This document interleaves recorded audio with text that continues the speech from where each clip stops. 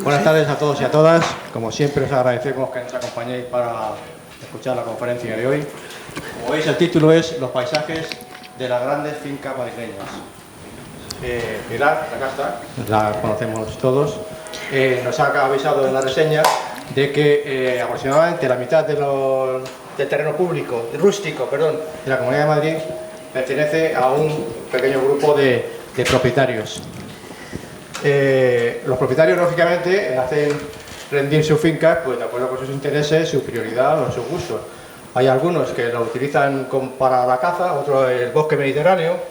Hay algunos que lo utilizan como pasto para las ganaderías. Por cierto, a mí me sorprendió, en Madrid creo que hay 120 ganaderías de toros bravos. Y creo que es la quinta comunidad con más toros bravos. Y también viñedo, por ejemplo, que también sabemos que últimamente el vino de denominación de origen de Madrid está cotizando al alza y se está exportando a Europa, Estados Unidos y a China. De todo ello nos va a hablar Pilar Acasta, que es profesora honoraria del Departamento de Didácticas y Específicas de la Facultad de Profesorado y Educación de la Universidad Autónoma de Madrid y durante un montón de años ha sido geógrafa, profesora titular de Geografía de la Universidad Autónoma. Su investigación se centra muchas veces en la gran propiedad territorial y el paisaje y desde hace tiempo pues a las grandes territorios, grandes propiedades de la Comunidad de Madrid. De siempre. Desde siempre, desde el principio. Fijación. La primera conferencia nos la regaló en el 2013 y la de hoy va a ser la que haga el número 11. Así que nada, recibimos como siempre con cariño a Pilar, que está en su casa cuando quieras.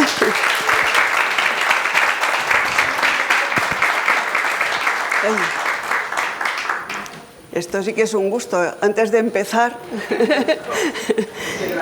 necesito un sismito y si pudiéramos apagar un poco de luces. ¿Sí ves esto está falta? Sí, porque luego... Este es para correr. Sí, tiene para puntero mover. y para correr. Y el puntero es... ¿El puntero? Este. Lo veo sin gafas. Ahí. Vale. Pues buenas tardes. Un placer para mí, absoluto placer estar aquí, ver caras conocidas, ver tanto cariño, bueno, y veros sobre todo, y ver que estáis todos bien, estoy encantada.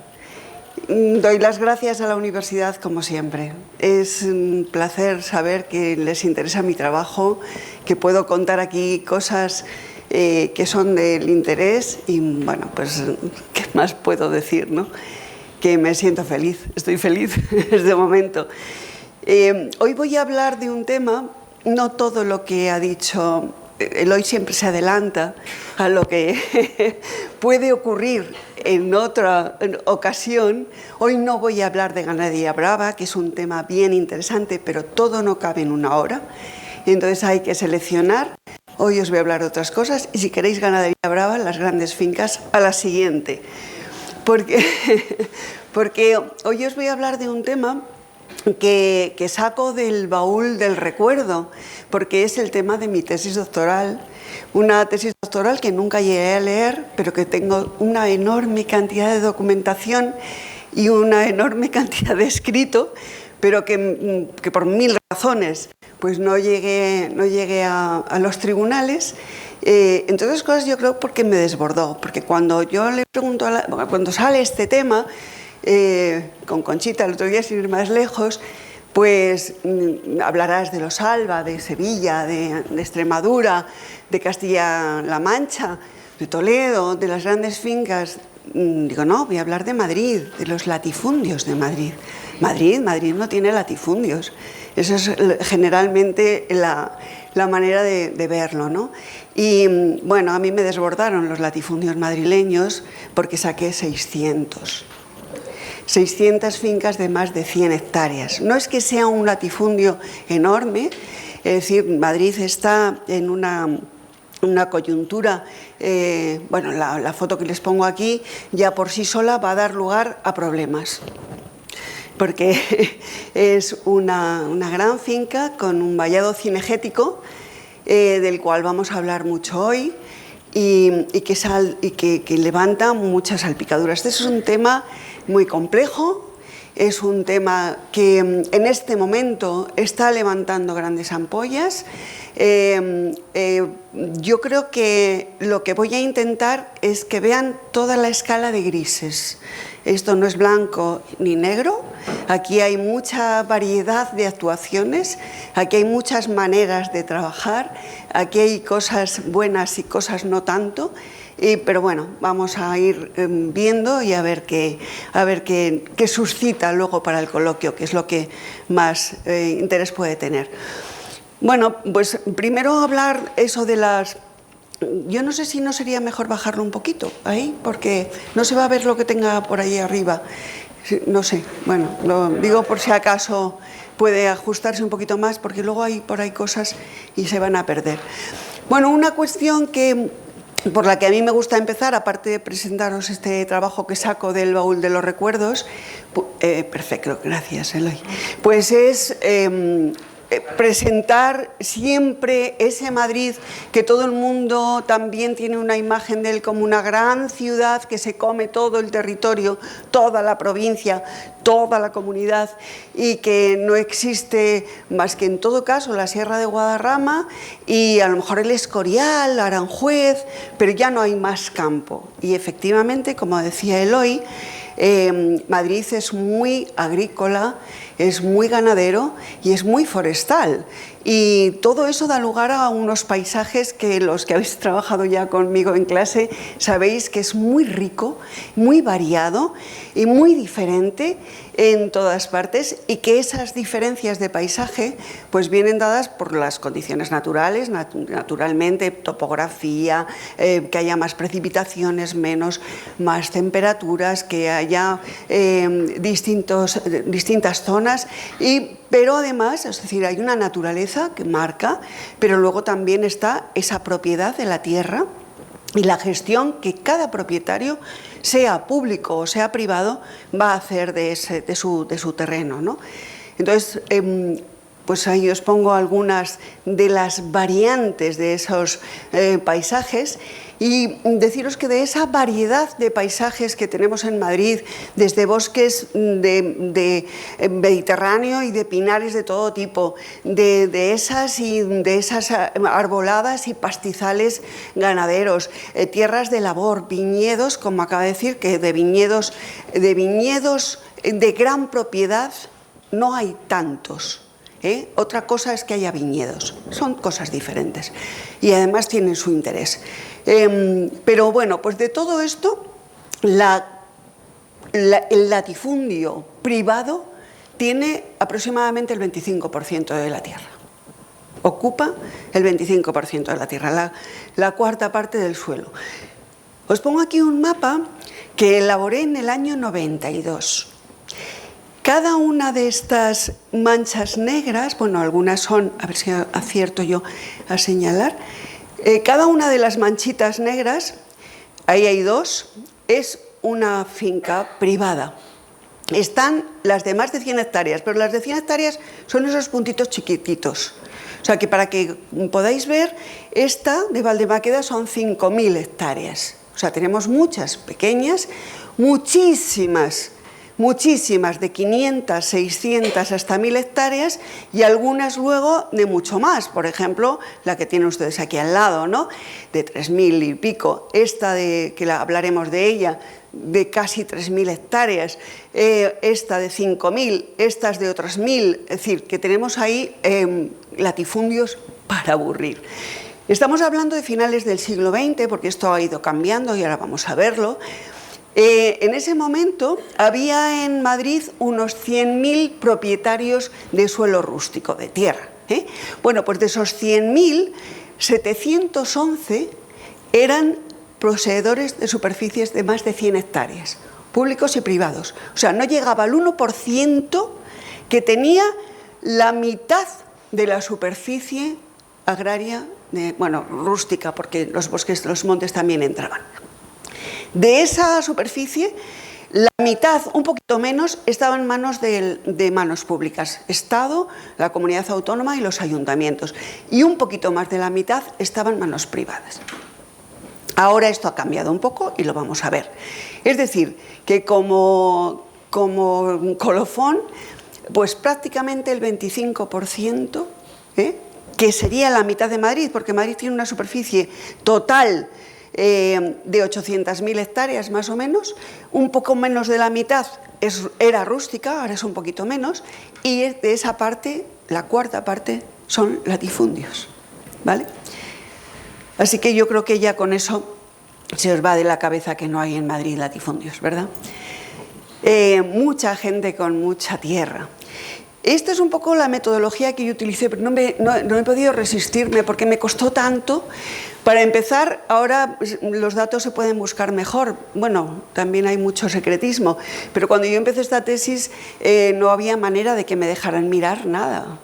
Nada, yo no podía ir al catastro, que era de donde tenía que sacar quienes tenían más de 100 hectáreas, y me costó 2 años conseguir un permiso para entrar en el catastro. Ahora, cuando lo conseguí, me pasé un año sacando, un año entero, que trabajaba más que cualquier funcionario, lo decían ellos, sacando de cada finca, esta es la flamenca, para llegar a poner esto en un mapa topográfico yo tenía que unir todas las parcelas y los polígonos de que consta cada finca, sacar uno a uno esos planos gigantescos y llevarlos a un mapa topográfico. De ahí saqué pues el mapa que han visto hace un momento.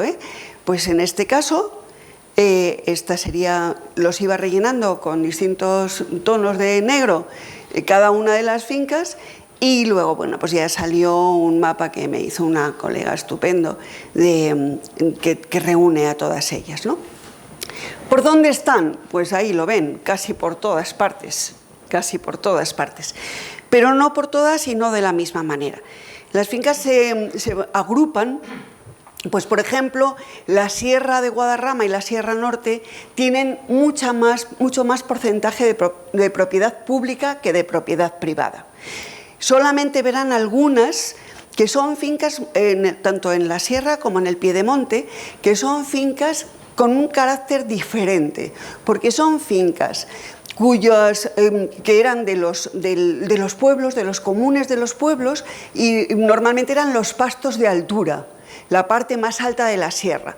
¿Qué pasa? Que cuando viene la desamortización, esas fincas se van a vender y los propietarios se quedan sin pastos para el verano. Entonces, ¿qué hacen? Se reúnen todos y compran la finca. Entonces, la mayor parte de estas son comunidades de propietarios. Entonces, tienen unas características diferentes. Dentro de la Sierra de Guadarrama, la única grande era el Pinar de los Belgas, de las que les hablé el año pasado. Pero el Pinar de los Belgas, al poquito de dar yo la conferencia, se vendió y la compró el Ministerio de Tecnología, con lo cual ahora mismo ya es una finca pública, es una finca del Estado, así que esa ya se ha perdido como propiedad privada. La mayor parte de las fincas grandes de latifundios en Madrid, en la sierra y en el piedemonte, se concentran en el suroeste. Aquí están todas las grandes, desde el Escorial, donde están esas ganaderas, aparte de las de Colmenar, etcétera, que he hablado de hoy, forestales, aquí está el Duque de Valdemaqueda, el Duque de Medinaceli en Valdemaqueda, aquí están las Koplovich, aquí están los Abelló, aquí están los de la Viesca, el Marqués de Griñón, aquí está todo el mundo. Ahí está todo el mundo que tiene que estar. Y luego, porque hay sitios donde hay que estar, se nos queda el Soto de Viñuelas, que es muy grande, muy separado de estas que se van juntando, porque luego hay una concentración importante en las vegas de los ríos, en el Alberche, en el Guadarrama, en el Jarama, en el Tajo, en el Henares. Ahí es donde se concentran fundamentalmente. Y es un rosario, una unida a la siguiente. Nosotros cuando trabajábamos, luego hicimos muchos trabajos con ese mapa, salieron, porque tenía otros 2 compañeros que habían hecho la propiedad pública y claro, para el paisaje teníamos controlado todo Madrid. De manera que lo que podíamos hacer era ver cómo se relacionaban con las zonas de más valor ecológico, las zonas protegidas.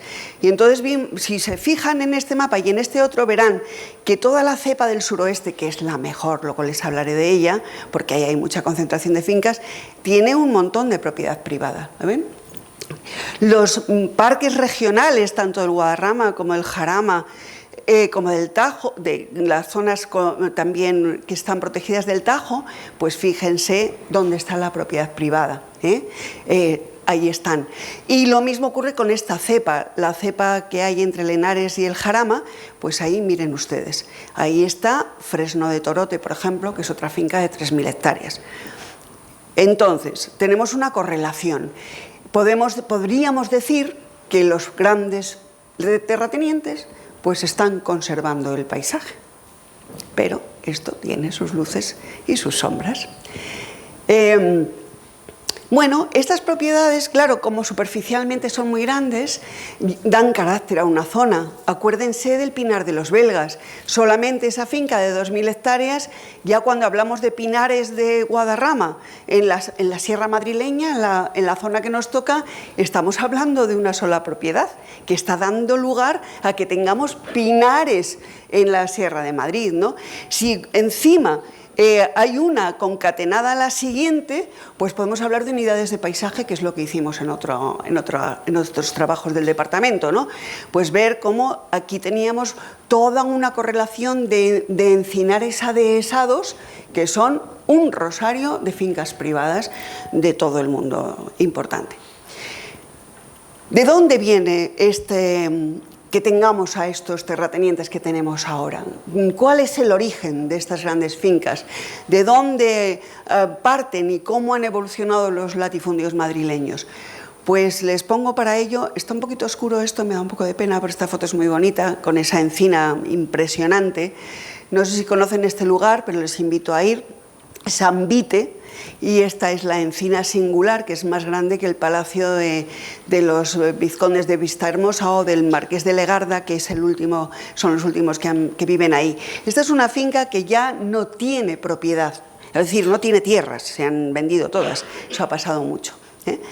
Pues hasta el siglo XIX las grandes propiedades que hay en Madrid son propiedades de la corona, este es el Palacio de Aranjuez, son propiedades del clero, los monasterios, la iglesia, son propiedades de la nobleza y son propiedades de los propios y de los comunes de los pueblos. Es decir, ¿estoy bien aquí? ¿Os molesto?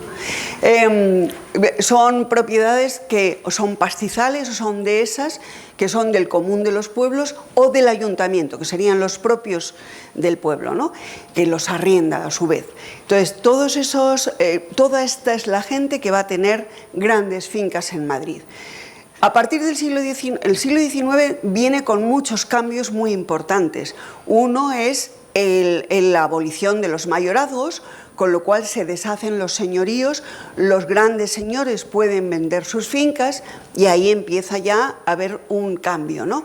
Y luego las desamortizaciones, primero las más importantes, Mendizábal y Madoz, van a hacer que esto cambie absolutamente. En Madrid todavía nos queda uno, porque de estos dos que les pongo, que son Fresno de Torote, les pongo una foto antigua, porque el otro día fui a hacer, esta foto la hice hace muchísimos años, he ido a hacer fotos hace poco y está todo el pueblo lleno de carteles que está prohibidísimo aparcar, hacer una foto, hacer nada. Bueno, digo, no vaya a ser que me la juegue, pues les pongo la antigua y ya está. Que es de una diapositiva de esas que se pasan, que está fatal, pero bueno. Ese es uno de los espacios de la nobleza solariega que queda en Madrid. Todo el término municipal, menos un trocito que vendieron, sigue perteneciendo a los relacionados con los marqueses de Santillana, a los marqueses de Valmediano, desde el siglo XVI o XV, por ahí. Y esta que ya no, porque en el siglo XXI ha dejado de ser del duque de Medinaceli, como luego verán, porque esta la voy a... Bueno, pues aquí tienen los términos municipales, como en Valdemaqueda, por ejemplo, no había apenas suelo público, prácticamente nada. En otros casos, pues la nobleza vendió, entonces quedan pues palacios como este de Cadalso de los Vidrios, que era propiedad al final de los duques de Frías y ya no tiene las fincas existen, pero ya no son suyas. Y lo mismo ocurre pues en Nuevo Baztán, donde las pertenencias del marqués de Prado Alegre, allí en Nuevo Baztán y en Olmeda de las Fuentes, pues se vendieron y está el palacio, pero ya no tiene fincas. De la desamortización de los bienes del monasterio del Paular, recordarán que eso se compró por la Sociedad Belga de Pinares del Paular y es la finca que se ha vendido el año pasado y que ha comprado el Estado, ¿no? Del monasterio del Escorial, todo lo que tenía el monasterio en el Piedemonte, si se fijan, bueno, está tan oscura que la veo muy mal, la verdad, no sé ustedes. Aquí tienen avantos para un poquito orientarse, y aquí las machotas, el Escorial San Lorenzo y el Escorial. Bueno, pues este es el Piedemonte, aquí está el embalse de Valmayor. Toda la gran propiedad que tenía en el Escorial el monasterio se deshizo en lotes y se vendieron estas fincas.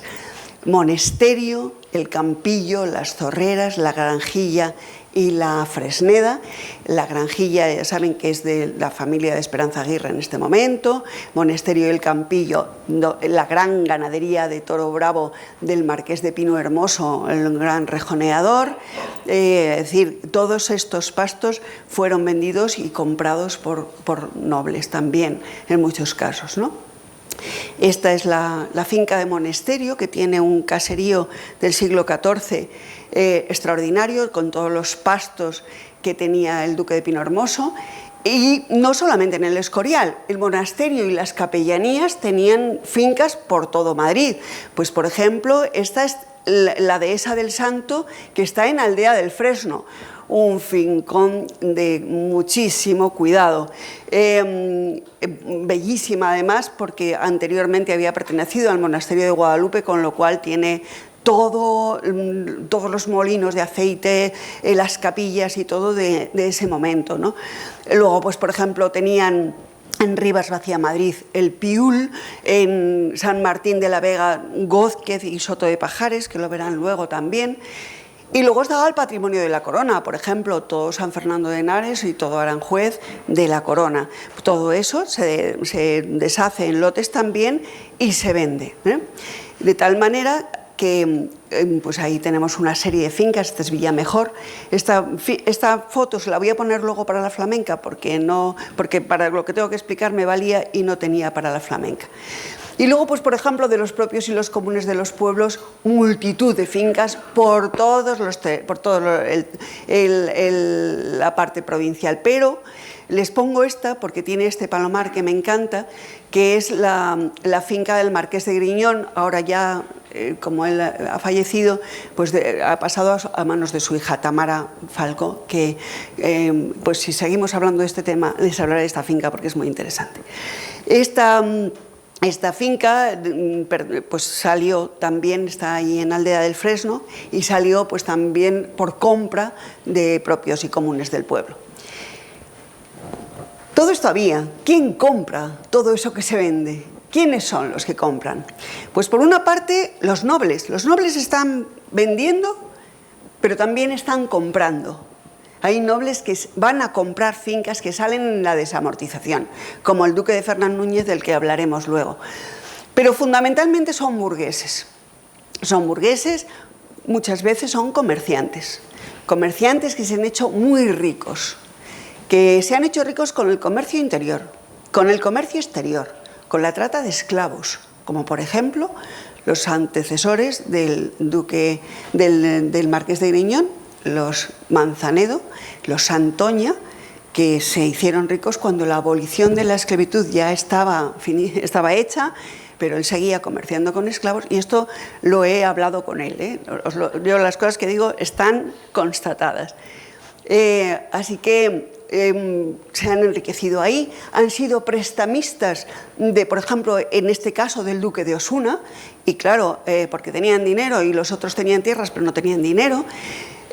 Luego pues había propietarios de fábricas, por ejemplo, de minas, muchas minas en todas partes.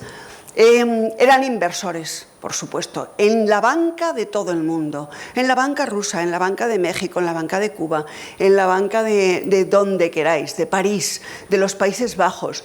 Tenían bonos del tesoro, tenían inversiones en ferrocarriles de todas partes, en barcos de vapor, lo que queráis. Después eran políticos, senadores, información privilegiada.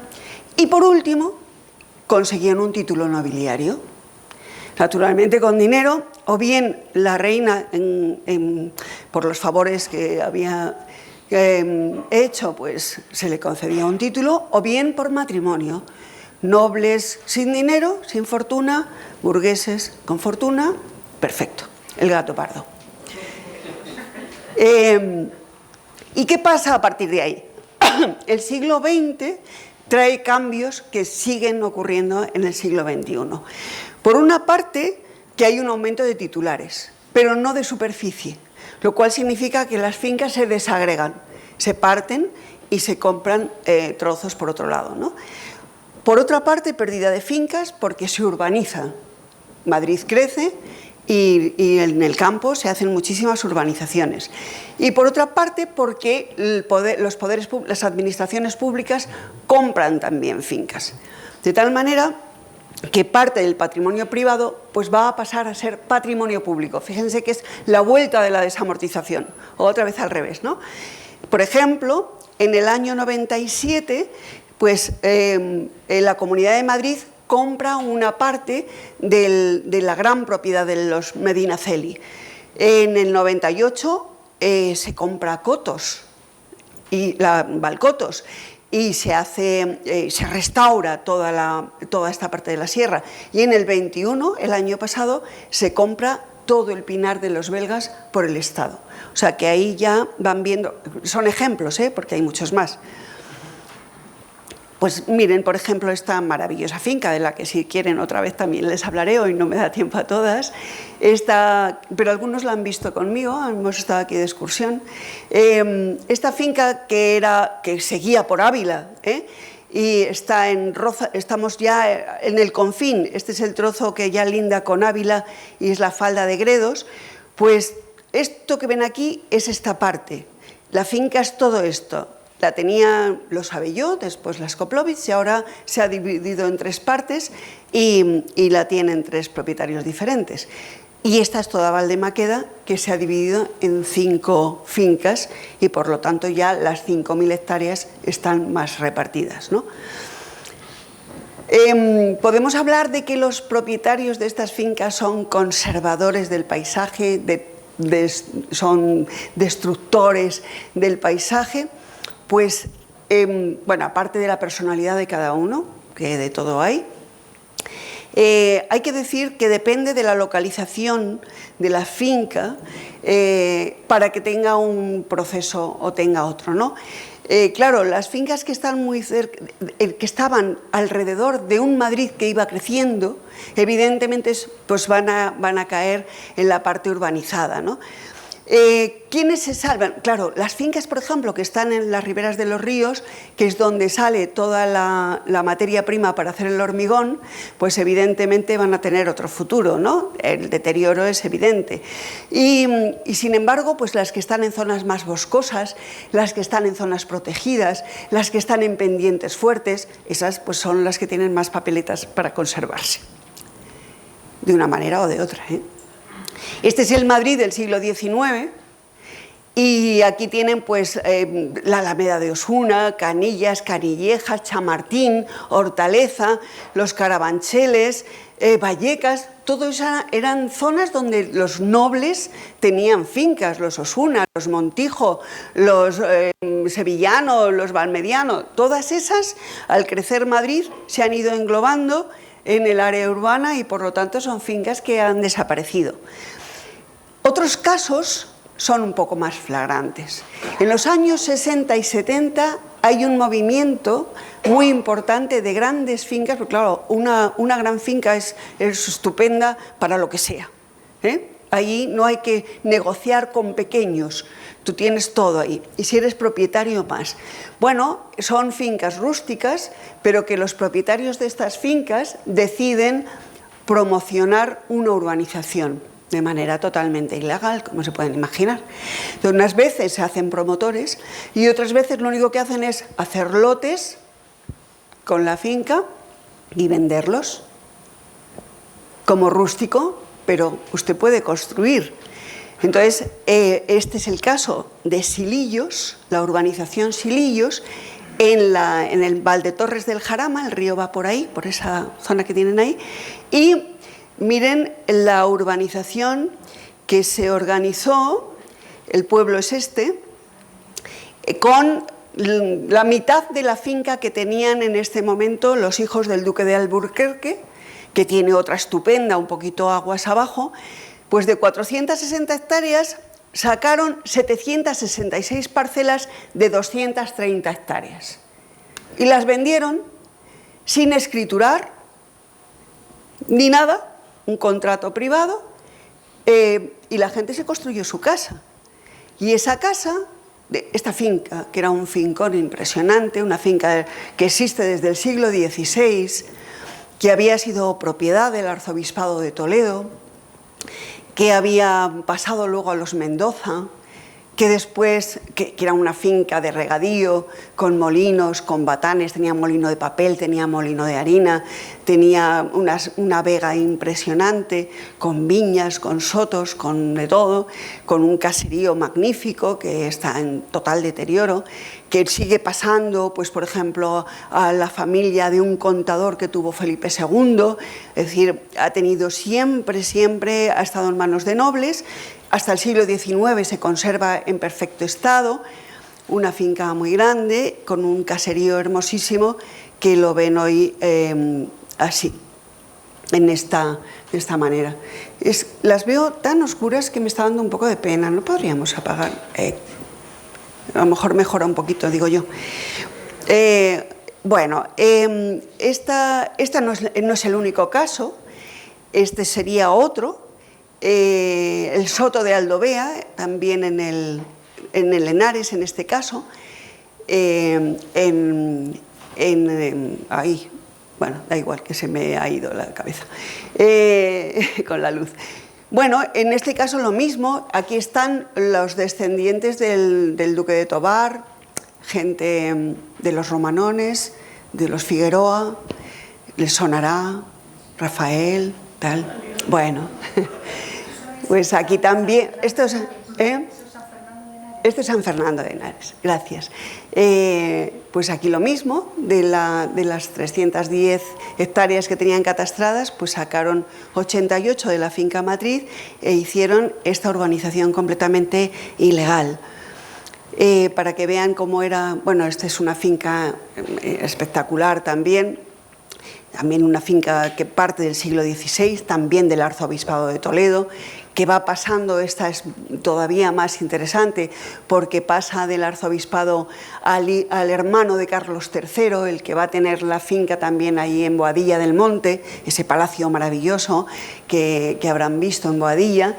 De ahí pues pasa a Godoy en el siglo XIX, a Godoy se la compra Carlos IV, es decir, que va, fíjense qué trajín, y de ahí pues se desamortiza, y en la desamortización lo compra el duque de San Carlos y finalmente los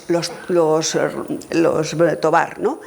Los Tovar son bastante tramposos, hay algunos perseguidos porque han falsificado títulos nobiliarios, etc. Bueno, toda una historia esta, bueno, es un soto maravilloso, con unos taráis, este árbol de ribera magníficos, con la flamenca de los mejores que hay en Madrid. Y como pueden ver, pues esta parte urbanizada, este es el catastro de 1950, era todo tierras de regadío. Una finca que sigue porque tiene otro propietario que son los mismos, es una sociedad. No solo los nobles, aquí todo el mundo, estos años fueron de locura, años 60, 70, 80, de locura. Había gente como estos dos señores, Pablo Lominchar Guijarro y Alfonso Bueno, que iban comprando fincas por todas partes y se hacían con un fincón. Por ejemplo, esta de Perales de Tajuya tenía 750 hectáreas. Bueno, de esas, 400 las parcelan y las venden, y es esta urbanización, Valdeperales. Si van por ahí, pues la verán. Tiene pocas casas. Claro, todas estas urbanizaciones, ¿qué pasa? Pues que llega un momento en que echan de menos todo lo que no tienen. No tienen asfaltado, no tienen agua, no tienen alcantarillado, no tienen recogida de basuras, no tienen nada de nada porque no están urbanizadas, están construidas. Entonces llega un momento que a los ayuntamientos les piden que las urbanicen. ¿Y quién es el que tiene que afrontar todos los gastos que no ha afrontado el propietario privado? La propiedad pública, el ayuntamiento. ¿Con qué? Con el dinero de los impuestos de todos. De todos. Entonces, bueno, pues estos urbanizaron aquí, urbanizaron en Chinchón, urbanizaron en Titulcia. Todas las urbanizaciones que vean por ahí son de esta época y son todas ilegales. Pero el listado es tan grande que podemos irnos por todo Madrid, hay un catálogo impresionante, y muchas de las grandes fincas, Las Ollas en Villa del Prado, de otros muy grandes, Carretera Quebrada en Aldea del Fresno, del Marqués de Griñón, Monte de Batres, también de otros marqueses. Todos ellos han urbanizado ilegalmente. Claro, esas fincas pues se han deteriorado, como pueden ver. Otro gran deterioro ha sido los areneros, las explotaciones de grava. Ahí los años 60 fueron el incremento, la locura, el boom de la construcción. Entonces hacía falta muchísimo hormigón, y ese hormigón se sacaba de las terrazas de los ríos, y todas las fincas que tenían al lado de los ríos terrazas, pues evidentemente se convirtieron en lagunas. Ahí tienen el Porcal, esta enorme finca, y el Soto Pajares, que es esta, arriba el Campillo. Si seguimos subiendo aguas arriba, seguimos viendo una detrás de otra. Esta ya creo que se la he puesto alguna vez. Tierras de cultivo, viñedos, cereales, también regadío, porque aquí había mucha remolacha azucarera, porque cuando perdimos Cuba, pues aquí se plantó remolacha azucarera para paliar el déficit que había de azúcar, ¿no? Entonces, ha habido unos cambios en el paisaje impresionantes. Esta es una foto aérea de 1956 y esta de 2019, y pueden observar que todas las tierras de labor del Porcal, que era una finca de 400 hectáreas procedente de los bienes propios del pueblo, que fueron vendidos, tuvo una colonia agrícola, porque a finales del 19 muchos grandes propietarios pedían que les dejasen formar una colonia agrícola, porque eso era, pues les bajaban impuestos, bueno, impuestos no había, pero tenían ventajas fiscales de todo tipo, y tenían colonos para las tierras, ¿no? Bueno, pues aquí llegó a haber más de 100 colonos, de familias de colonos en estas fincas. Bueno, luego lo compró ya áridos y premezclados, y ahí se puso a excavar, y ahora lo que tenemos pues son lagunas. Lo mismo en Soto de Pajares. En este caso, esta finca era de los capellanes del monasterio del Escorial, 1000 y pico hectáreas, las compró Felipe II y claro, se desamortizaron después como bienes de la corona, ¿no? Y a partir de ahí pues empezaron a cambiar los propietarios, a haber arrendamientos, y al final lo compraron los de Portland, Ashland, y es otra gravera. Todas estas empresas tienen que tener un plan de rehabilitación, y lo tienen, y las han rehabilitado parte. Aquí hay mucho que hablar, pero no se lo voy a contar ahora porque esta es otra conferencia. Y bien gorda, además. Pero bueno, han arreglado alguna de las lagunas y tal, y lo que hacen es pues mejorar toda la topografía para que haya hábitats diferentes para las aves, poner carrizales para que haya nidos. Bueno, esto es largo de explicar, pero lo que intentan es que vengan las aves. Lo cierto es que se consigue ahora sí, ahora no. porque esto no es fácil. Esto se eutrofiza el agua, hay mucho abono químico que llega, etcétera, y entonces, bueno, se pierde, las aves vienen, pero luego otras veces no vienen, los peces se mueren, en fin, complicado. Pero obtienen premios. Esta de Soto de Pajares pues recibió 2 premios, en el 12 y en el 13, por la rehabilitación. Mantener esa rehabilitación es lo que es costoso y lo paga el dinero público. Y siempre se los dan federaciones suyas, de áridos. O sea que los premios están dentro de su gremio. Pongo esta porque no pude evitarlo. Cuando estaba preparando esta conferencia, murió Juan Diego, el actor, y pusieron esta película en la televisión. Y yo la volví a ver. Y la verdad me sobrecogió, porque cuando estaba trabajando en este tema en mi juventud, pues no me supuso esta emoción que me supuso después. No quiero decir con esto que yo haya visto en las fincas que las he visitado, yo creo que todas no, pero un montón, que haya visto esto. No, pero he visto cosas. Y quiero decir que, a ver, que no he visto esto, que espero que no esté ocurriendo en la actualidad, aunque las cosas van a peor en ese sentido, pero y tengo que decir que me han tratado estupendamente, todos, en general. Todos no, algunos no, pero en general, y los más gordos, los que mejor, los más nobles, los que mejor. Pero bueno, me removió tanto que verdaderamente, porque esto es... Bueno, no sé qué hora tengo. ¿Me aguantan otro poquito? Quiero poner 3 ejemplos. 3 ejemplos para que vean cómo se gestionan. 3, nada más. No me da tiempo a más. Cómo cambia un paisaje dependiendo de quién es el que tiene la finca y qué va a hacer con ella. Voy a poner 3 ejemplos: la Flamenca, Valdemaqueda y la Ladera y Picazos. La Flamenca es una finca que está en Aranjuez y es una finca que procede del Real Heredamiento de Aranjuez, de los reyes. Se construye, la finca tiene ese nombre porque parte de un nombre que le pone en tiempos de Carlos III, que es el Campo Flamenco. En 1775, Carlos III se pone en marcha un proyecto agrícola para fincas como el Cortijo de San Isidro y la Flamenca. Y esta finca es de ese momento. Es una finca que está aguas abajo del Tajo, en la ribera del Tajo, aguas abajo de Aranjuez. Aguas arriba, toda esa zona pertenecía a la Orden Militar de Santiago. Cuando los reyes católicos se hacen maestres, pues las fincas van pasando a la corona, y la parte aguas abajo del Tajo pertenecía a la Orden Militar de Calatrava.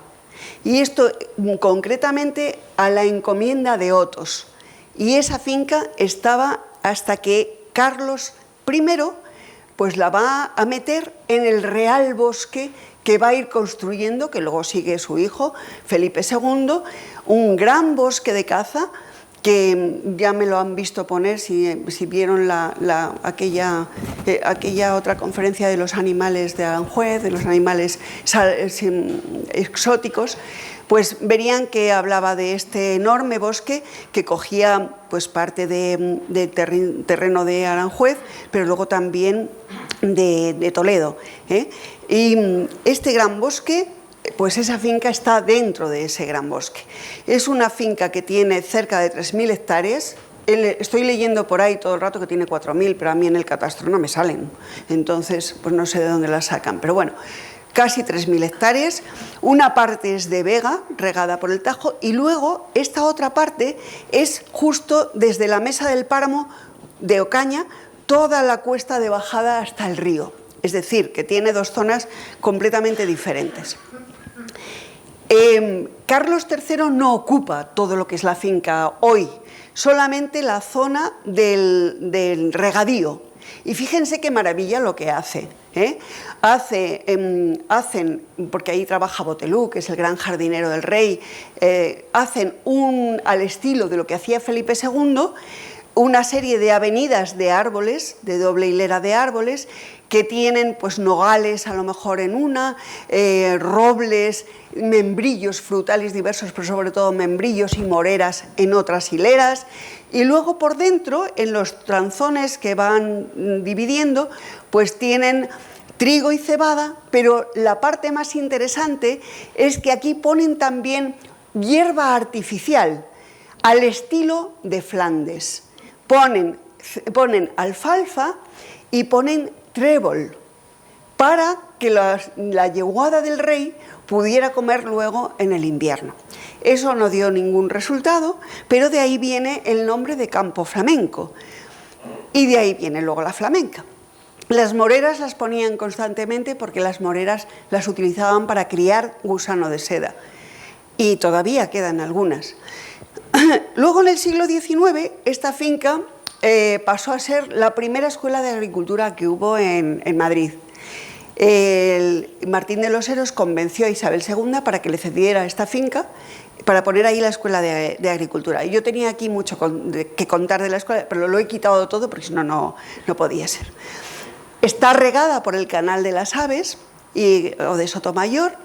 Este es el paso por la Flamenca, que es un canal que, como saben, nace en la presa, en el azuz del embocador. Este es el río, va por la orilla izquierda del río, llega hasta Aranjuez, ahí va subterráneo, luego vuelve a salir y va regando todas las fincas, entre ellas la Flamenca, hasta Mazarabuzaque, que es la última que hay antes de llegar a Toledo, que pertenezca a Aranjuez. Y ahí tienen pues la azuda maravillosa. Ya, claro, cuando se deshace el patrimonio de la corona, cuando en 1869 la desamortización saca a la venta todo el patrimonio de la corona, pues lo que se hace es dividir ese patrimonio, todo esto era del rey, se divide en lotes, la Flamenca, las Infantas, Castillejo, Montecillo, Sotomayor, el Cortijo de San Isidro, La Montaña, que es una urbanización, Puente Largo, Villamejor, Mazarabuzaque. Todas estas son grandísimos lotes de tierra que los van comprando, pues Prim, por ejemplo, el Cortijo de San Isidro, el Duque de Fernán Núñez, diversos nobles o diversos burgueses son los que van comprando. Y la Flamenca, junto con una parte de las Infantas y la isla de Requena, las compra un señor que se llama Manuel Falcó, Dada y Valcárcel. Este señor compra a distintos, otros habían comprado, seguramente intermediarios, y él reúne las tres fincas consiguiendo una superficie de unas 3.000 hectáreas. Una superficie que tiene parte de regadío, con alamedas, sotos, una maravillosa, y otra parte de secano, porque claro, toda la parte de la Cuesta de los Páramos, pues ahí tiene una gran superficie de eriales a pastos, y luego pues tiene cultivos de año y vez, es decir, cereal, tiene monte bajo, tiene, como veremos. ¿Y quién es este señor? Pues este señor llega a ser duque porque se casa con la que iba a tener el título de Fernán Núñez. O sea, que él adquiere el título por casamiento. Él era senador, él era embajador en París, fue embajador en París, concejal y comisario del Retiro. Y eso de ser comisario del Retiro es como ser el dueño del Retiro. De hecho, él fue el que hizo el paseo de coches. ¿Saben cuál es, no? El paseo de coches. Porque en 1900, esta es una foto de 1906, una postal de 1906. Él pensaba que, claro, el Retiro, ya saben que en 1868, con la Revolución, la gloriosa, pasa al pueblo de Madrid, porque era de patrimonio del rey también, de los reyes. Entonces pasa a Madrid y en 1903 él decide que tiene que haber en el Retiro un paseo donde los carruajes puedan lucir a las damas. ¿Y qué hace para eso? Pues cargarse ni más ni menos que la ría del siglo XVII que enlazaba el estanque grande, el que tenemos ahora, y que iban navegando los reyes desde Felipe IV hasta la iglesia de San Antonio de los Portugueses, que es donde está hoy el Ángel Caído, la glorieta del Ángel Caído, que fue una escultura que también promovió el duque, sin ningún reparo. Esta es su casa, la pueden visitar. Es el salón de baile, ahora es de Ferrocarriles Españoles y tiene visitas. Nadie que fuera alguien en Madrid podía dejar de ir a los bailes del salón del duque de Fernán Núñez. Era condición sine qua non para que fueras alguien en Madrid. Pero eso lo dicen todos los nobles también. He estado en otros palacios y todos es igual. Bueno, lo cierto es que este hombre invirtió mucho dinero en la finca y mejoró. La conservó bien, conservó la arboleda, por eso les pongo esta foto, conservó bien la arboleda del siglo XVIII, que otros propietarios, pues la verdad que se la cargaron un poco más. Es una finca interesante porque tiene un paisaje diferente al que tienen otras fincas de Aranjuez. No sé si recordarán que cuando hablamos en la otra conferencia de Aranjuez que no había un gran bosque, que ese bosque real era más que nada el río, pero en la flamenca sí había. La flamenca tenía encinares importantes y los sigue teniendo. Mucha caza, y he puesto este texto porque me ha hecho gracia, porque aparte de caza mayor y menor que se criaba ahí, decía que levantaban una zona que levantaban gran expectativa las giras, giras con J, que se realizan donde se prueban perros de las mejores castas. Yo no sabía que eran las giras y me he vuelto loca buscándolas, y al final he encontrado que eran grandes comidas con mucho jolgorio. Entonces ahí había mucha expectación para ir a probar estos perros de casta y tal. Bueno, y también porque tiene otro texto muy curioso que dice: también se cazaban algunas monas que se escapaban de Tetuán en el siglo XIX. Entonces, bueno, me ha hecho gracia, le he puesto. Tiene un elemento muy singular, aparte de ese encinar, muy singular, que es este arroyo, que es el arroyo de la Cabina. Con esta luz no lo van a ver bien, pero son taráis en flor que llegan hasta el Tajo. Este arroyo llega hasta el Tajo. Y estos taráis, que no sé si los es que es aquí. Ahora los ven un poquito mejor, ¿verdad? Bueno, pues tienen unos magníficos ejemplares que están considerados árboles singulares. De hecho, miren cómo son de bonitos, son una belleza. De hecho, hay autores como González Granados que dicen que pueden superar algunos los 400 años de edad. Están considerados como de los mejores que hay en la península. Es una finca donde se cultiva cereal, donde hay regadío y donde también hay pinares, como estos que ven aquí, porque todos estos propietarios piden todas las subvenciones que hay. Y esta es la subvención para forestación de tierras agrarias, que parte en el año 92, y entonces pues estos pinos vienen de esas subvenciones. ¿Su dinero de dónde sale? ¿Cuál es la rentabilidad de la finca? Pues la rentabilidad de la finca es que es un coto de caza. Un coto de caza menor, en este momento no tiene caza mayor. Uno de los mejores cotos de perdiz, dicen que es, y está gestionado por Javier Corsini, que organiza en la finca unas 100 cacerías al año. ¿Y quién es este Corsini? Pues este Corsini, no sé quién es más dueño de la finca, la verdad. Es un empresario que tiene una empresa que se llama Milbro Inversiones, que se dedica a la caza, captura de animales y repoblación cinegética, incluidas las actividades de servicios, es decir, la comilona que se da después, la gira.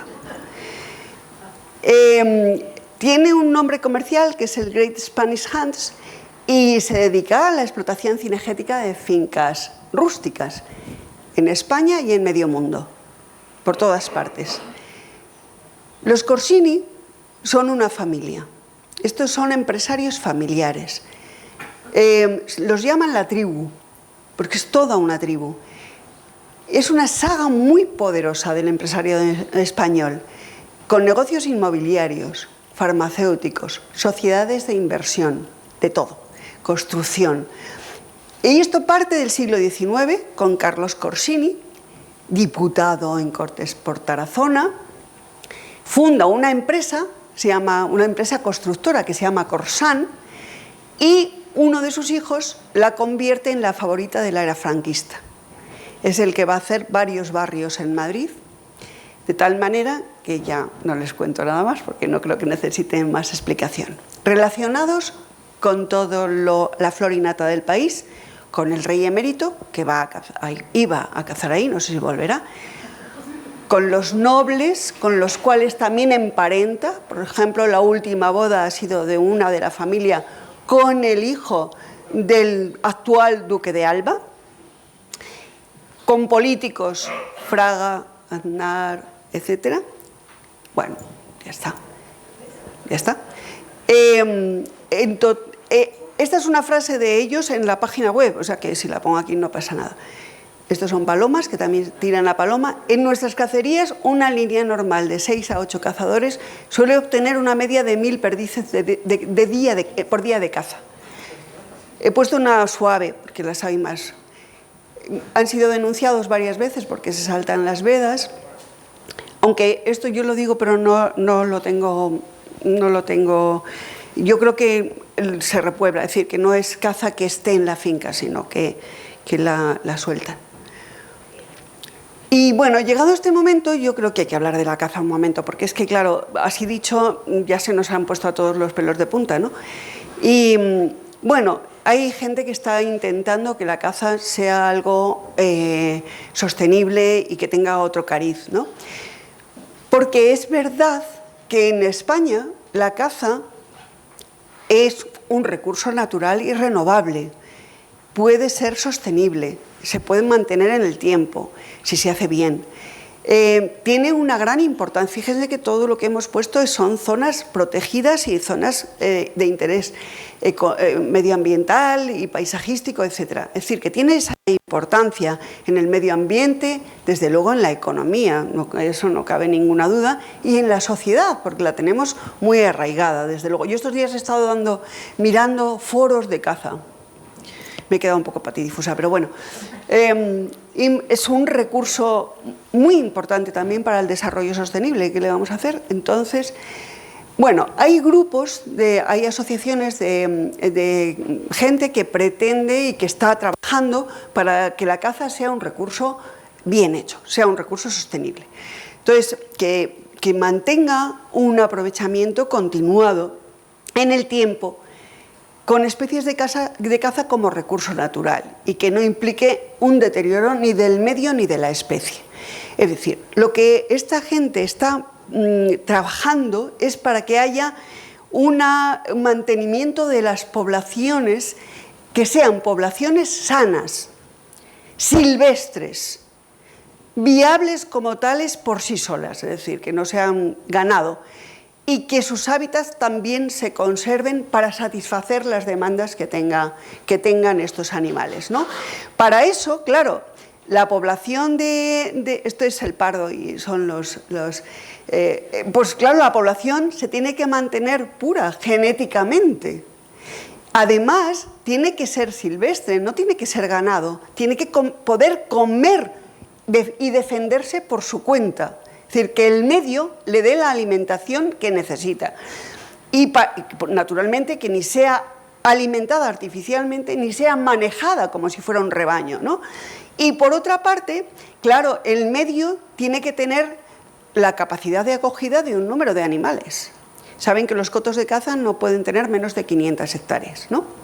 Una finca de menos de 500 hectáreas no puede ser un coto de caza mayor. Bueno, pues eso es fundamental. Si todo esto se da, no hay ningún problema, esto está funcionando, ¿no? Pero esa es otra cuestión, cómo se estén haciendo las cosas. La segunda finca, con otra problemática diferente, Valdemaqueda. Valdemaqueda es todo este término municipal, la finca y el término, todo unido menos el trocito del pueblo, pero yo ya no quería hacer más dibujitos. Bueno, pues este es una propiedad de los marqueses de las Navas, de los señores de las Navas, en Ávila.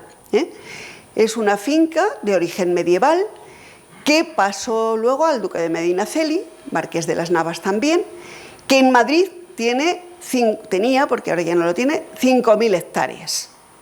Pero esa finca seguía por las Navas del marqués otras 7.700 hectáreas. Es decir, la finca en conjunto era de 12.700 hectáreas.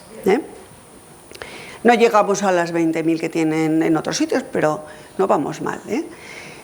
Es una finca de un señorío solarío. Esto es muy interesante, porque cuando en el siglo XIX se abolen los señoríos, muchos nobles no pueden demostrar que su finca es suya.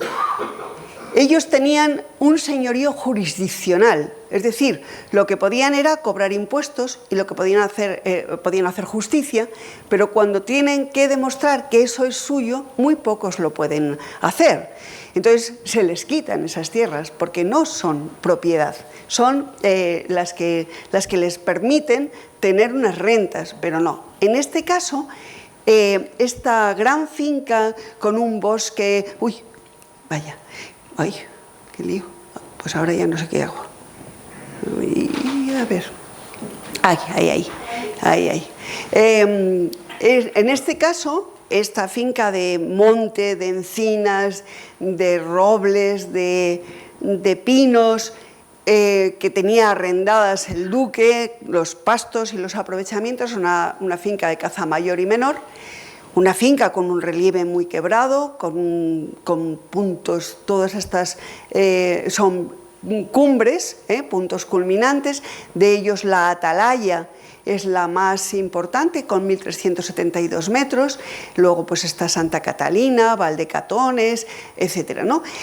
Regada por el río Cofio, que la atraviesa, por el arroyo de la Hoz, que hace de límite, por el arroyo de la Puebla, y con un pueblo ahí hundido a 850 metros. Es una finca que desde el siglo XVI pertenece a los señores de las Navas, que en el XVIII pasa por matrimonio a formar parte del señorío de Medinaceli, y por lo tanto a partir de entonces pues es del duque de Medinaceli. Ya les he dicho que esta finca se consigue demostrar que es del duque y la tiene enterita, de tal manera que el pueblo, el término municipal de Valdemaqueda no tiene apenas nada de suelo, de bienes de titularidad pública. Nada, es todo privado del duque de Medinaceli. En 1906, después de diversos avatares que no les voy a contar, el duque vende estas tierras a la Unión Resinera. Y ahí vamos a tener un cambio importante, porque a la Unión Resinera lo que le interesan son los pinos para sacar resina y también pinos para piñón. Entonces, todos esos árboles que formaban parte de este bosque, también los pinos, van a cambiar porque ahora esas encinas, esos robles, esos quejigos van a ser el sotobosque de una masa prácticamente de pinar, de pino resinero en la parte más alta y de pino piñonero en las vaguadas. Así que ese paisaje cambia con la propiedad. ¿Se dan cuenta? En la misma zona. Aquí viene una historia muy truculenta. Yo tuve documentación de esta finca por un momento en el que cogí al alcalde en una desesperación absoluta. Llevaba años detrás de conseguir documentación sobre esta finca y no había manera. Y un año me lo encontré al borde del suicidio y me soltó un cajón de papeles, me dijo, saca esto, léetelo, sácalo. Y dije yo, bueno, pues les voy a contar un resumencito de por qué el pobre estaba en esa situación. En el año 89, la Unión Resinera, ya la explotación de la resina no está dando y lo que hace es intentar deshacerse de estas fincas. La de Ávila ya la había vendido y la había comprado el ayuntamiento.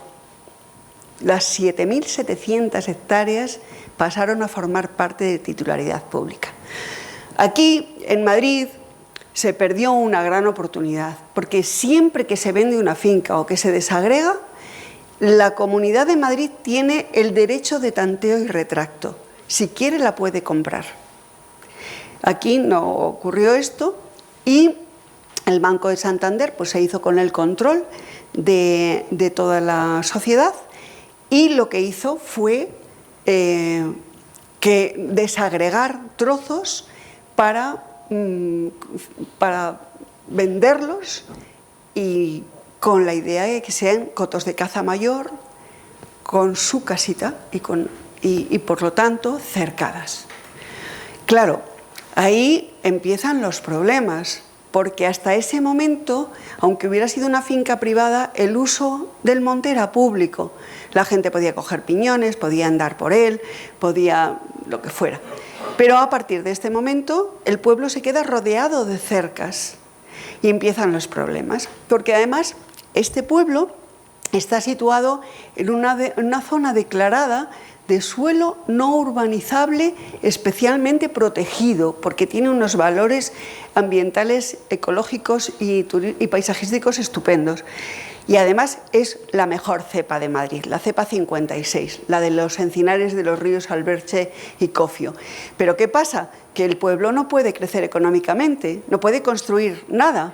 Entonces su única posibilidad es hacer un turismo de naturaleza, pero si se lo cercan todo, tampoco. Bueno, entonces problemas, empieza a haber unas negociaciones, porque el pueblo se levanta en armas, y en el año 96 se hace un convenio, se firma un convenio entre el Ayuntamiento, la Comunidad de Madrid y la Unión Resinera para ver cómo solucionan esto, y de ahí pues acaba en varios lotes comprando la Comunidad de Madrid 1.800 hectáreas. Bien.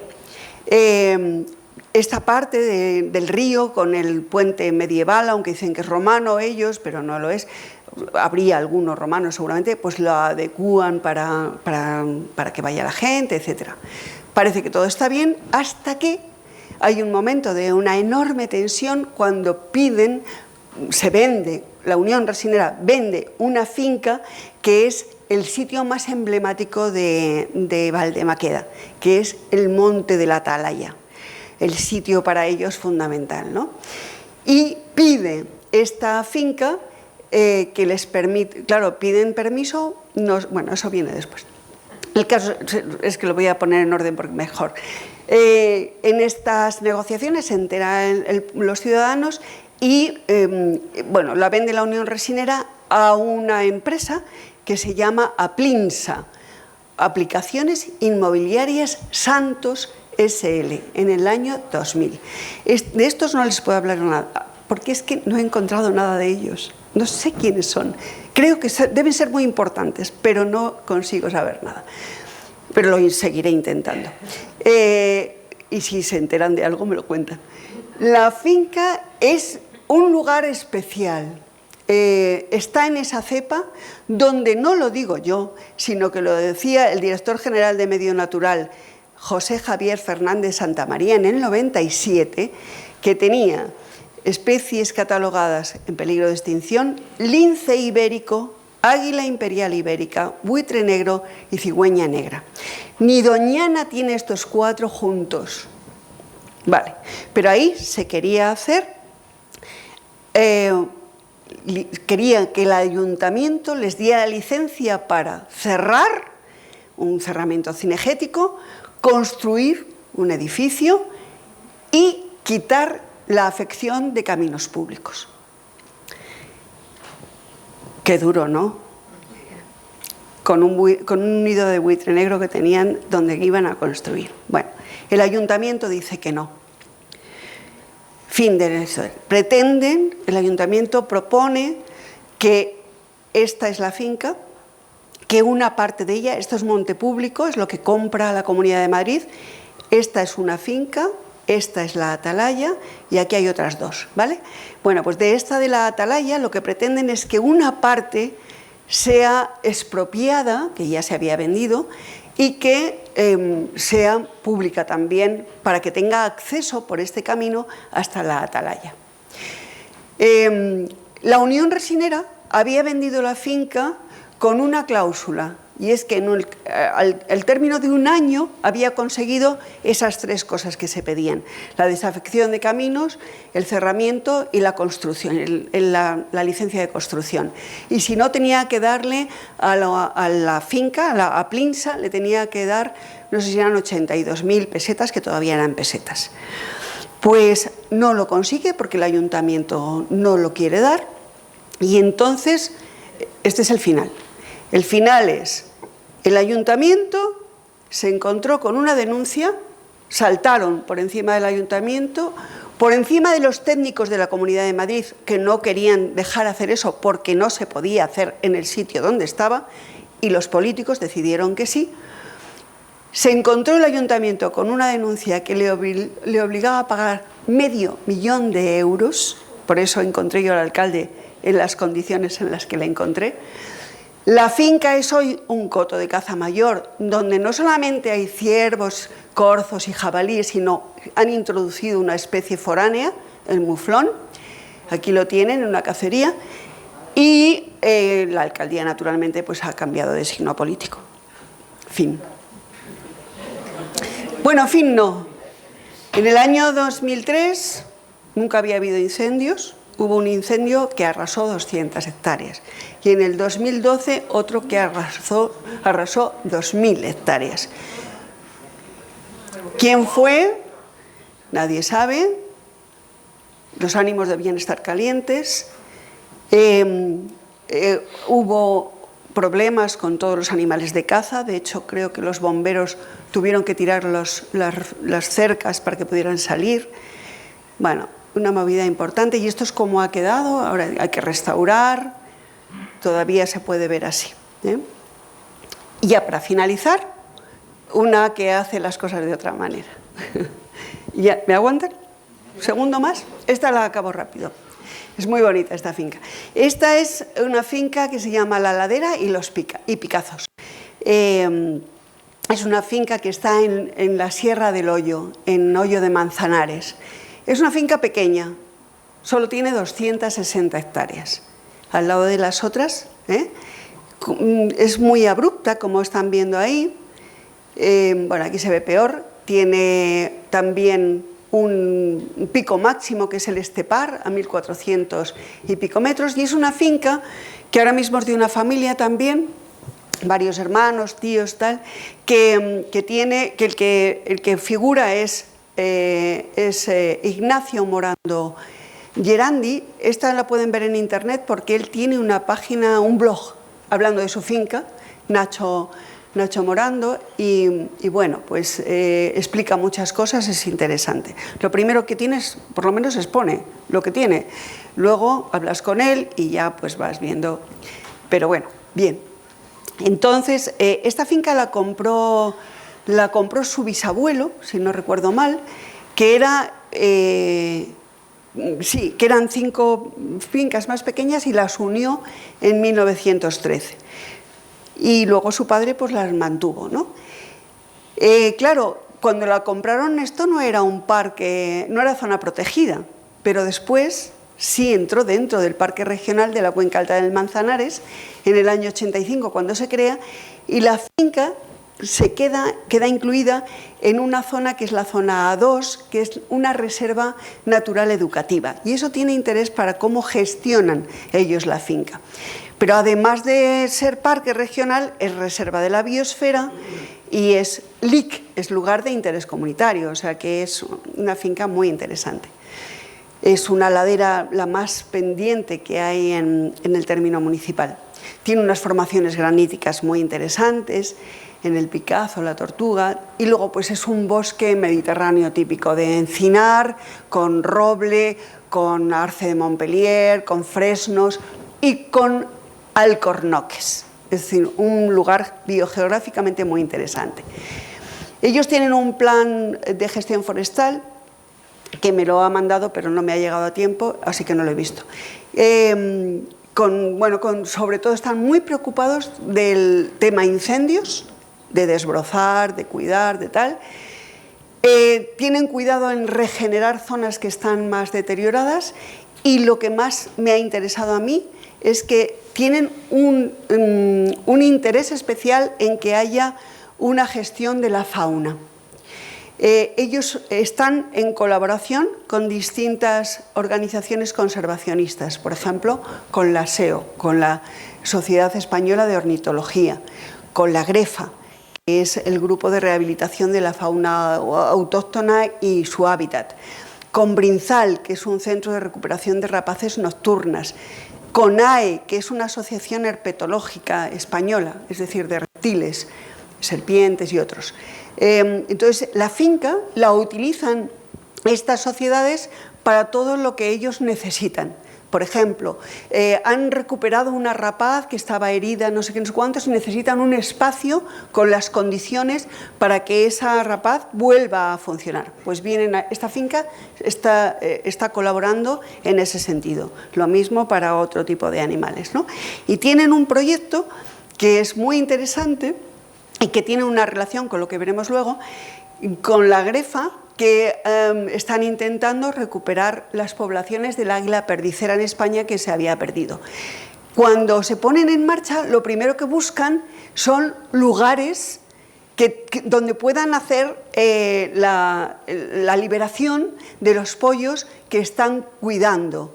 Necesitan poner en una gran finca que reúna las condiciones para que esos animales luego puedan estar ahí en condiciones óptimas, y ponen unos jaulones muy grandes donde siguen viviendo como si estuvieran en libertad, pero adaptándose al medio, y luego ya los sueltan, ¿no? Bueno, pues en ese sentido se eligieron, son lugares que tienen que estar integrados en parajes naturales protegidos de la Red Natura 2000, y ahí pues encontraron sitios en Álava, en Madrid, en Mallorca y en Navarra. Y dentro de Madrid, esta finca es uno de esos lugares, con lo cual, bueno, a mí me parece que es interesante. Como está dentro de esa zona educativa, pues han montado ellos tenían de siempre abejas, colmenas, y han hecho un aula apícola didáctica que la gente puede ir, visitar, etc. Y luego también hacen con las actividades que hacen en la finca una parte didáctica, es decir, el año 2015 se llevó a cabo un descorche de alcornoque, y ese descorche, que se había hecho 20 años antes, pues la finca tiene 2.000 árboles, cada 12 años se va a ir haciendo, y sale un corcho de muy buena calidad, por lo visto, y esto es una visita que se puede hacer. Tú la pides y puedes ir a ver cómo descorchan el alcornoque. Hay una visita guiada. La visita no es guiada, quiero decir que vas trotando por la montaña arriba, montaña abajo, porque este señor es rapidísimo, pero tiene toda una explicación didáctica de antemano muy interesante. Bueno, ahí estamos trepando, como todavía podía yo trepar así, que ahora ya no puedo, ¿verdad, Conchita? Pero antes sí. Como el alcornocal está en zonas de mucha pendiente, pues, y para no hacer caminos, porque en otras fincas que también conozco han querido sacarlos el descorche con maquinaria y han tenido que hacer caminos, quitar encinas, quitar tal, ellos no. Ellos lo bajan en mulas, las ponen arriba y las bajan. Sí, y bueno, también forman parte de una cosa que es muy interesante, que otro día también, si quieren, se la cuento, que es la custodia del territorio. Ellos forman parte de esta organización que lo que pretende en toda España es que tanto los propietarios como los usuarios de suelos rústicos pues tengan una gestión sostenible, que los valores naturales y ambientales pues los mantengan y todo esto, y están trabajando muy bien para eso. ¿Tienen caza? Pues sí, también, porque tienen muchísimo jabalí, y según ellos pues hay que descastar, porque por ejemplo una de las cosas que me contaban es que como el jabalí es omnívoro, busca, la finca tiene poco conejo porque no es lugar para ellos, pero tiene, y el águila perdicera los come, pero los jabalíes van ahondando hasta encontrar los gazapos y se los comen, con lo cual ahí tenemos un problema. Si queremos conservación, bueno. Y ya termino con esto, con un punto de reflexión.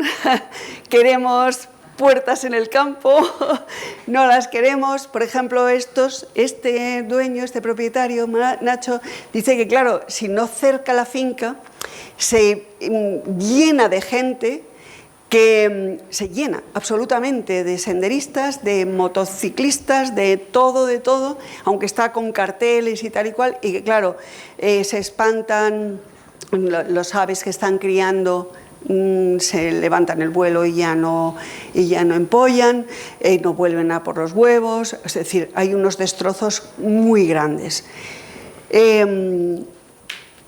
¿Caza? ¿No caza?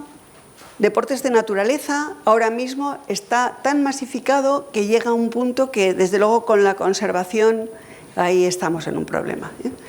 Pero bueno, yo ahí ya esto para el debate. Fin con la cerca, cinegética y unas encinas maravillosas. Muchas gracias.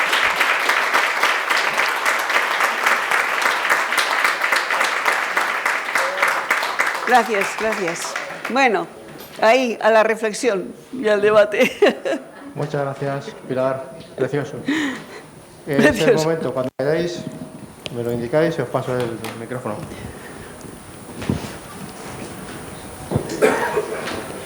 ¿Tenéis nada que decir? Ahí.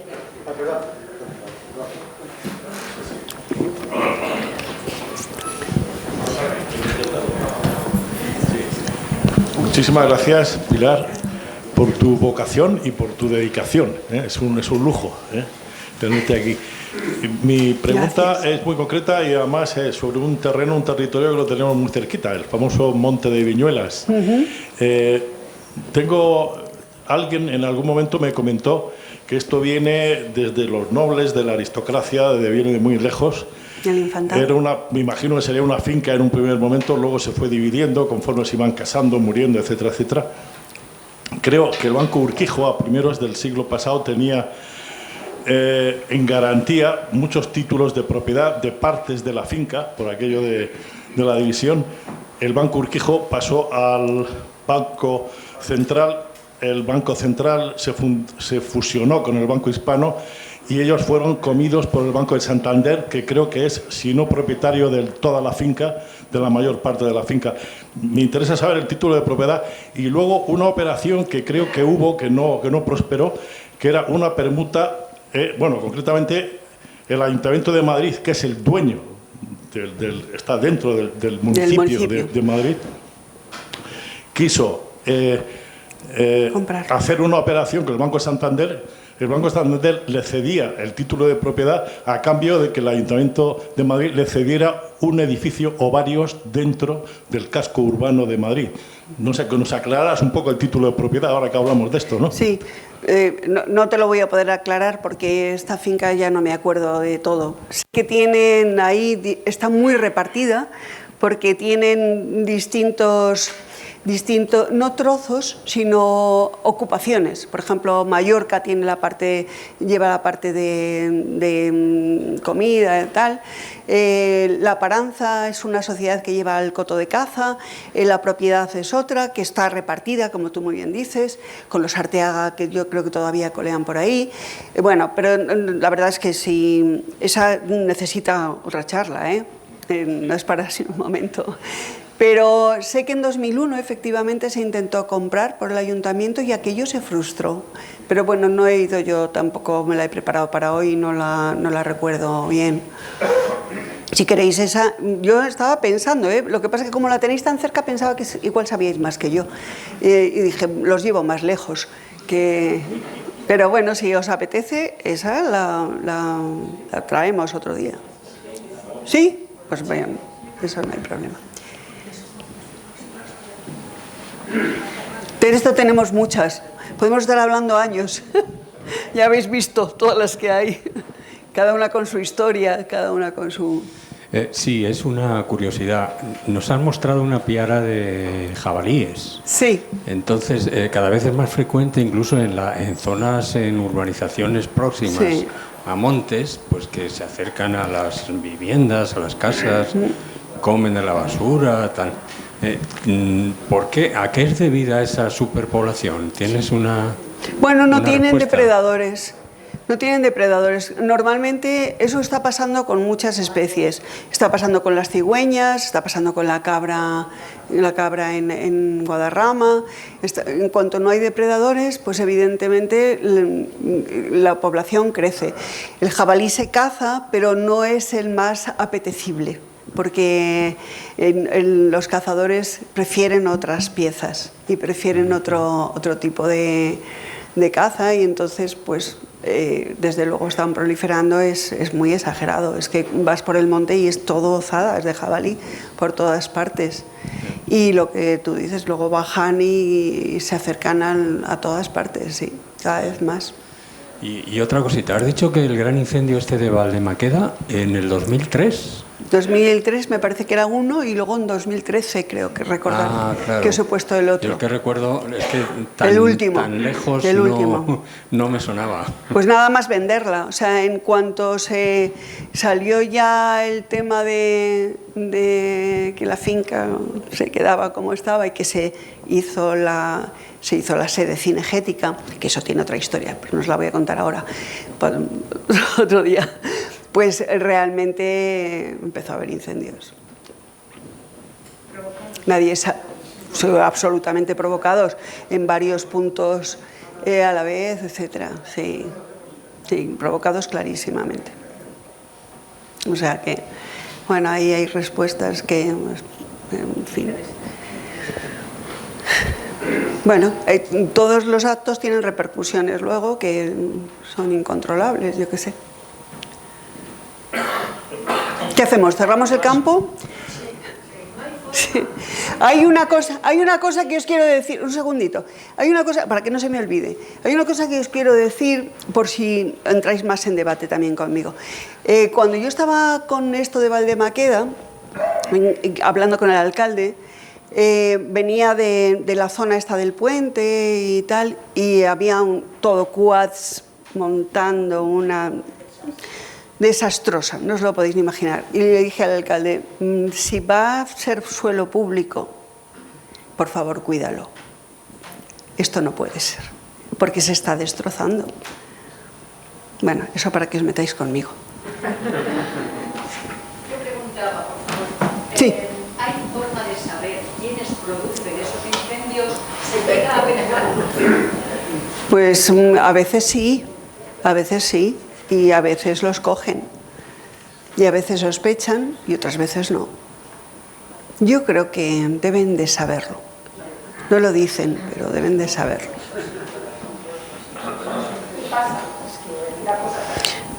Bueno, a veces no, a veces tienen penas, y otras, pues como todo. Alguien paga y otros no pagan, depende. La vida es muy injusta.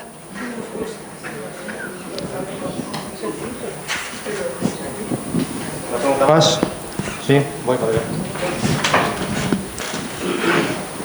No os metéis con los cazadores ni nada.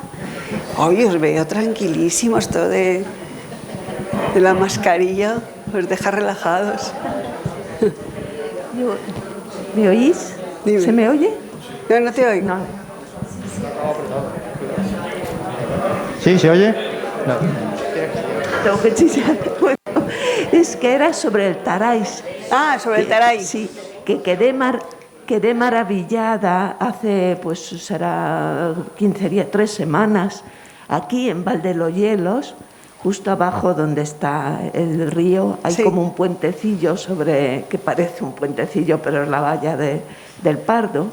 Bueno, era maravilloso. Sí. Una floración que yo, ignorante de mí, decía, esto se les ha escapado de algún jardín, las semillas. Y mira, bueno, ahora nos están plantando mucho en las medianas de las carreteras, Están plantando por todas partes taráis. Sí.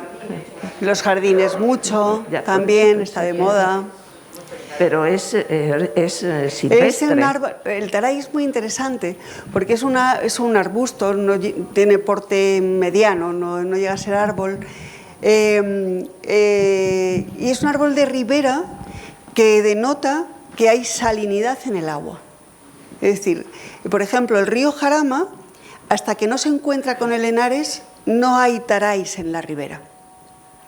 Cuando viene el Henares, que el Henares viene ya de la sierra de la Ibérica y tiene sales disueltas, porque son calizas ya, pasa luego por zona calcárea de la terciaria también y tal, y lleva sales disueltas, y entonces en la ribera se empieza a aparecer el taray.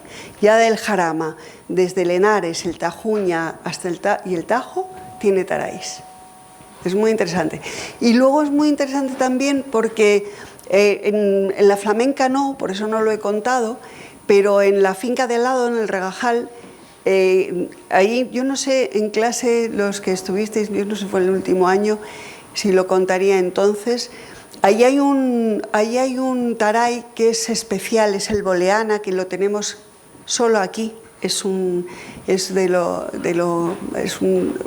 inaudito. Y es una población que se empezaron a cargar porque cuando hicieron el túnel del AVE, toda la parte del AVE que se hizo ahí, la construcción, ¿lo recordáis? Pues, bueno, lo hicieron mal, allí había inundaciones, se llenaba de otro tipo de agua y esa población estaba muy amenazada y era única, entonces daba mucha pena. ¿Y es conveniente que lo plantemos en el jardín si podemos...? Bueno, es un árbol que va a chupar agua, es un árbol de ribera, como si pones un chopo o si pones un fresno o si pones un sauce, pues va a coger bastante agua, es un árbol de ribera. Pero es bellísimo y ese arroyo de la Cabina, que es bastante largo, es muy bonito, con unos taráis impresionantes. Y ahora en primavera se pone... Este es el gálica, que es el rosa, luego hay otros blancos, es muy bonito, es un árbol precioso, la verdad. ¿Para cuándo una salida? Cuando queráis. Convencer al Pinar, pues ahora, pues mira, del Pinar además hay que estar observando, porque yo creo que empezar a cambiar el paisaje. Claro, porque ha cambiado, va a tener otra función, no la función maderera, entonces ahí tiene que haber cambios, seguro, ya los iremos viendo, pues cuando queráis. Ahora yo ya ando poco, que mi corazón tiene problemas, pero vamos más despacio, sí, en vez de las subidas que hacen estos señores del Puma que van así, yo esas ya no las puedo hacer, ahí todavía, eso es 2015, ahí sí las podía hacer, pero ahora ya no, sí. Bueno. Muy bien, pues nada, muchísimas gracias. Pues gracias, muchas gracias. Un placer, la verdad. Un placer, total. Me encanta ver.